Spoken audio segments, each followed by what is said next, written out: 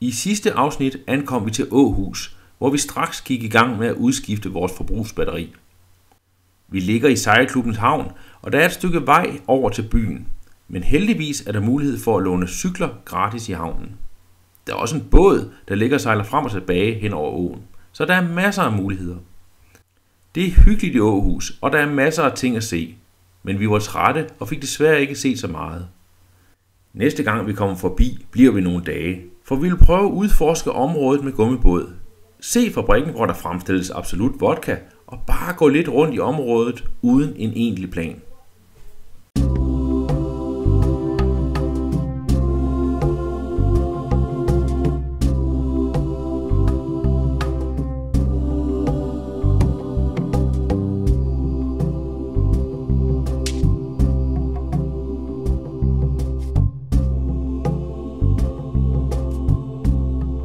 Det hele handler om at komme afsted. Eventyret venter jo lige på den anden side af havnemolen.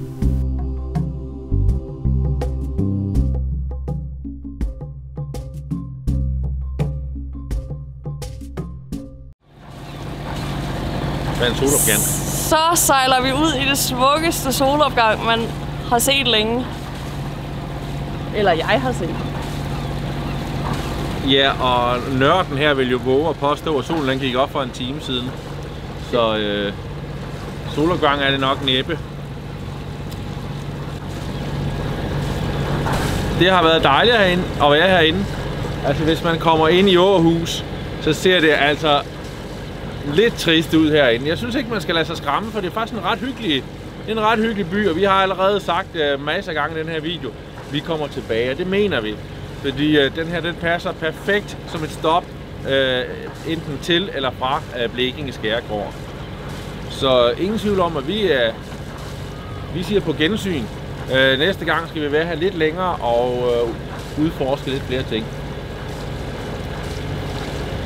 Nu er kursen sat for motor lige ud igennem Randen. Og når vi kommer ud af Randen, hvor der er lidt mere plads, så hejser vi sejlet. Og så triller vi stille og roligt mod syd, faktisk en lille smule mod syd-sydøst. Og så ned mod Skillinge. Vi havde oprindeligt overvejet at tage hele vejen til Ystad. Men i eftermiddag, der kommer vinden til at gå den over i vest og tiltager, og så gider vi ikke at lægge og krydse.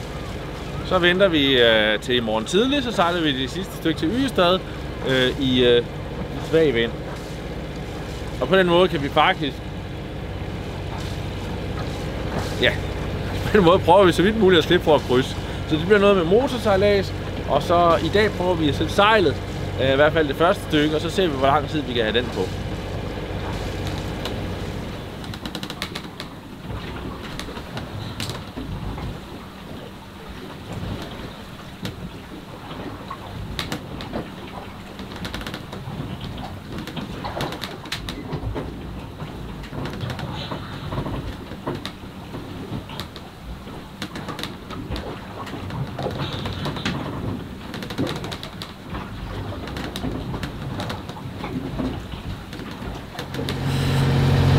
Så har det været 4,5 timer, hvor Dennis han har sejlet for sejl. Jeg har stadig det samme i morges, fordi jeg har været nede og få en 4 timers søvn. Jeg vågnede faktisk ved, at han hævde sejl ned, og så er jeg kommet op nu. Så nu får Dennis lov til at slappe af, og så tager jeg det, der bliver det resterende med at sejle for motor. Vi har lavet lidt den opdeling, fordi vi var en smule trætte fra i går af. Og så vidste vi os, at vinden den ville dø hen. Så nu er det min tur til at sejle.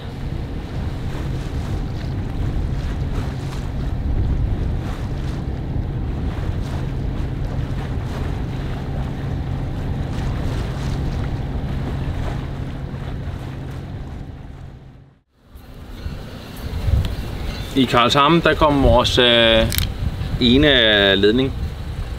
Den kom i klemme mellem broen. Der er sådan en rampe, der kører ned til Flydebroen, som ligger og kører frem og tilbage. Og så kom vores ledning i klemme mellem det, der lå og kørte frem og tilbage. Og så blev den faktisk stort set revet over. Vi havde strøm på, da vi tog afsted. Så lappede vi det lige med noget isoleret tape. Fordi der var ikke åbent ind til kobberet, men kobberet må have taget skade, fordi at, da vi prøvede den nu, der var der altså ingen strøm på overhovedet. Så nu cutter jeg den lige af her, så mister vi lige en 5 meter på den her ledning. Og så kan den så bruges igen. Altså, når man sejler i 3 uger, så kan det ikke undgås, at der er nogle ting, der går i stykker.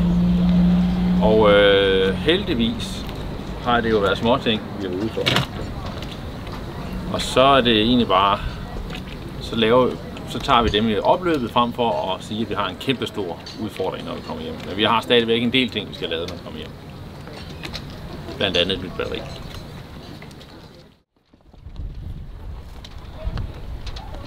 Skillinge Havn er en lille havn, og man kan godt se, at det er jo hovedsageligt fiskeri, de har beskæftiget sig med. Nu er det så, det gamle træbåde, der ligger herinde. Der er nogle få gæstepladser. Ja, hvor mange er vi i havnen? 7, 8 både, 9 både måske, maks 10. Og vi er i uge 29. Så det er en havn, som der er ikke ret mange, der kommer til. Men det ligger ret godt i forhold til sådan en mellemvej mellem Bornholm og så, København. Hvis man vælger ikke at gå til de store havne, som er Simrishamn og Ystad. Man skal ikke forvente, at der sker det helt store i byen. Det er en lille stille by.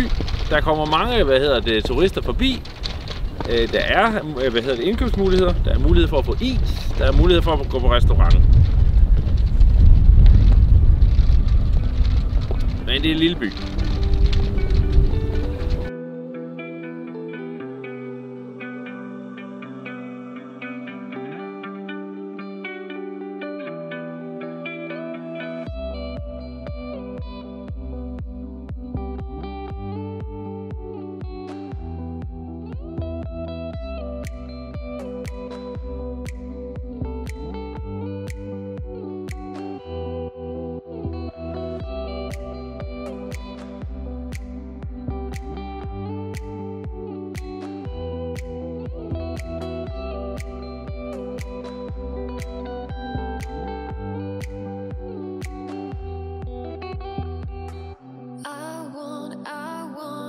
To believe, hold me, lead me, catch me.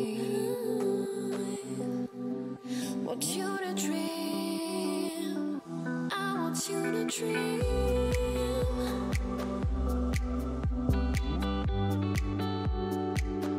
I want you to dream.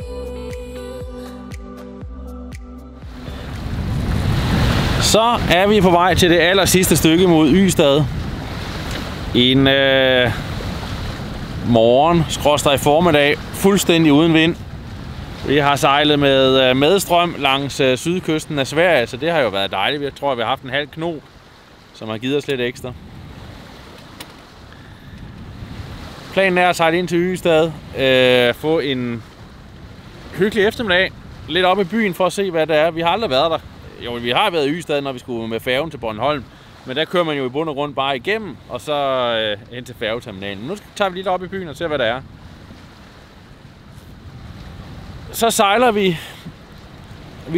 Planen er så, at vi sejler i morgen tidligt, direkte hjem. Og vinden ser ud til, at vi rent faktisk kan få sejl på.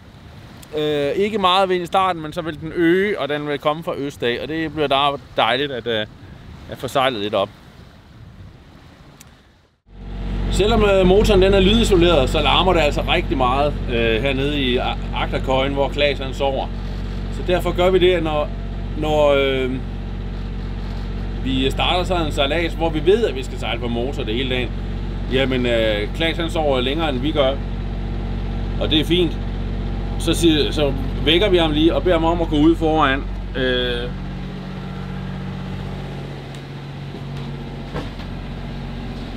Og så sover han i forkahytten, og så med døren lukket, og der larmer det ikke særlig meget, når vi sejler.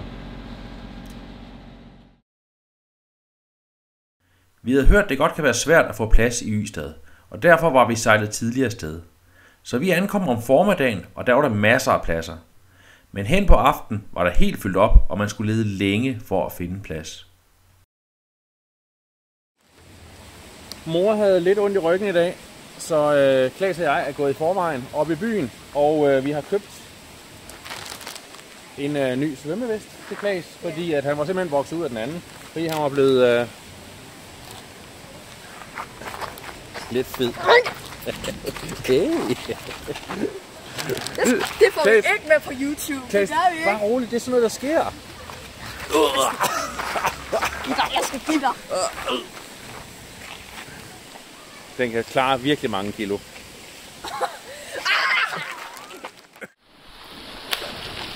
Nu har Sasha så fået det lidt bedre. Nu har vi aftalt, at vi mødes op på Stortorvet, hvor vi lige skal have noget mad.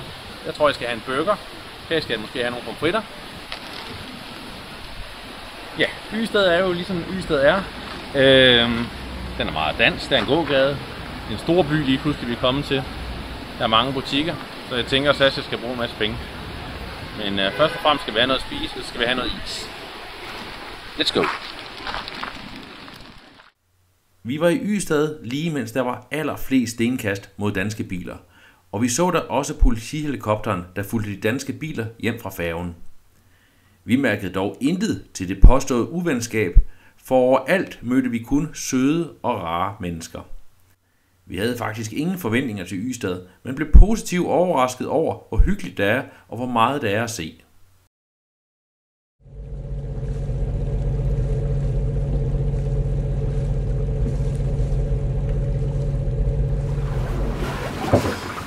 Nå, klokken den er nok en 10-11 stykker.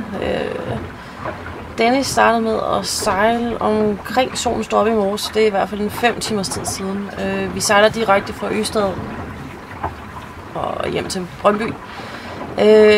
Som jeg nok fik sagt i går, så synes min ryg ikke helt den var med. Jeg er en af dem, der genoptræner min tidligere diskusprolaps, og det skal jeg jo gøre resten af mit liv. Så den anden dag, der hjalp jeg Dennis med at løfte et batteri på 45 kilo, og ja, og så få lavet et dumt løft i bund og grund. Men altså, der er ikke andet at sige til det, og så skal jeg jo lige starte forfra. Det er sådan en slået hjem i ludo. Ren og skær. Fordelen er, nu har jeg prøvet et par gange, og så er det bare at lave øvelser. Altså, jeg ligger i bund og grund ikke stille, når jeg ligger hernede. Det er at lave øvelser hele tiden, og så falde lidt hen for at få lidt energi, og når man så vågner igen, så laver man lidt øvelser, og så ser på det. Altså jeg vil sige, at Klaas mister sin mor, og Dennis mister sin viv, for jeg bliver meget koncentreret på at bare tage mig af mig selv og min egen krop. Så de må jeg om, de rører sgu lidt ud i periferien, for at jeg kan prøve at se, om jeg kan hive mig selv hjem. Og så er Dennis sådan set blevet helt alene om at få sejlet båden hjem. Altså jeg kan ikke hjælpe med tovværket. Jeg kan ikke hjælpe med at lægge til. Jeg kan hjælpe med at sige, at han gerne må finde en cykel frem, når vi skal hjemad. Fordi at det ved jeg ikke. I hvert fald for mig med diskusprolaps, så er det bedste at ikke går. Til gengæld, hvis jeg cykler, er det fantastisk. Altså man skal finde ud af, hvad der virker for en, når man har en diskus. Og når man genoptræner, så skal man jo finde løsninger på, at når man er mindst mobil, altså når man vitterlig er immobil, så skal man finde ud af, hvad der gør en mobil. Og ved mig, der var jeg bare sindssygt heldig første gang at finde ud af, at ved mig, der er det en cykel. Så det bedste, der kan ske for mig, når jeg får virkelig ondt med min diskusprolaps, fordi at jeg har fået taget det dumme løft, eller jeg har lige fået lavet nogle bevægelser, eller et eller andet, der gør, der ligesom kommer et udslag. Så er det kommet op på en cykel. Altså, og det lyder helt vildt, men sådan 10-12 kilometer, når min ryg gør allermest ondt, er simpelthen bare en gave. Så i går blev det til 3 cykelture. Jeg var i hvert fald ude at cykle i godt 2,5 timer i hvert fald.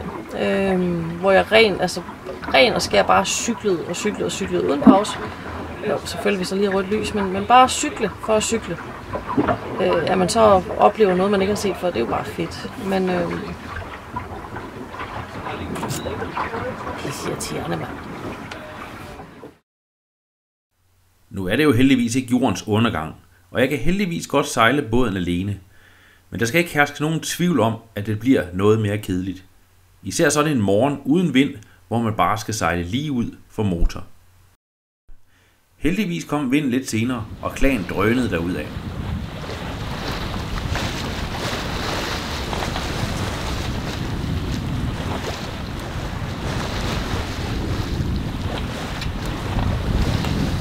Så er ferien faktisk ved at være slut.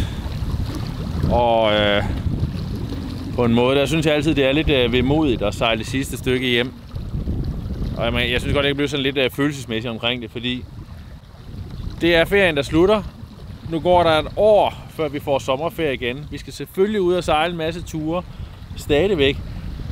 Men det er noget særligt, når man har de her flere uger afsted, hvor man kan komme længere væk og være mere sammen som en familie over en længere periode. Jeg er så glad for, at vi filmer alle de her oplevelser, vi har, fordi på 3 uger, der kan vi med det tempo, vi er på, nå at opleve rigtig, rigtig mange ting. Og så kan det være svært at skelne det fra hinanden. Vi har talt om det, så siger vi, det føles faktisk, som om vi har været afsted i, over en måned. Og det er simpelthen fordi, at der er så mange oplevelser og sanseindtryk på de her 3 uger. Så vi kan næsten ikke huske sidste gang, vi var i hjemhavn. Det er selvfølgelig overdrevet, men man har den der følelse af, at man har været væk i måske 3 måneder. Og det synes jeg er lidt specielt. Nu kommer filmene her jo til at ligge hen over, resten af sommeren og efteråret, ikke? Og så går jeg jo i gang med at redigere dem her til vinter. Og så kommer minderne tilbage igen, og det er super fint. Og der er så nogen, der gider at kigge med, det er altid hyggeligt. Vi kan godt lide at hilse på jer ude i havnene.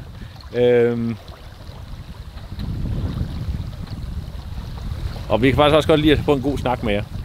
Det synes vi faktisk, der er rigtig gode. Det er rigtig hyggeligt, ikke? I har lokalkendskabet. Og I har, meget mere viden om at sejle, end vi har. Så vi synes, det er hyggeligt at møde jer.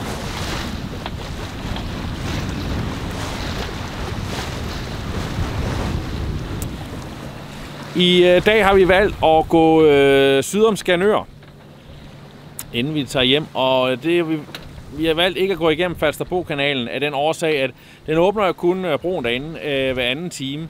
Og så skal man ramme den lige helt præcis. Og med den vind, vi har, så kan vi lige så godt bare give den fuld gas, frem for at skulle have sejlene ned og måske ligge og vente i op til 2 timer. Så knokler vi bare igennem i stedet for, så kommer vi hurtigere hjem. Så det betyder ikke noget med den lille omvej.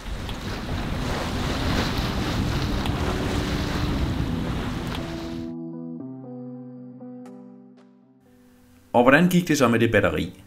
Ja, ud fra vores sidste erfaring blev vi nødt til at work smarter, not harder.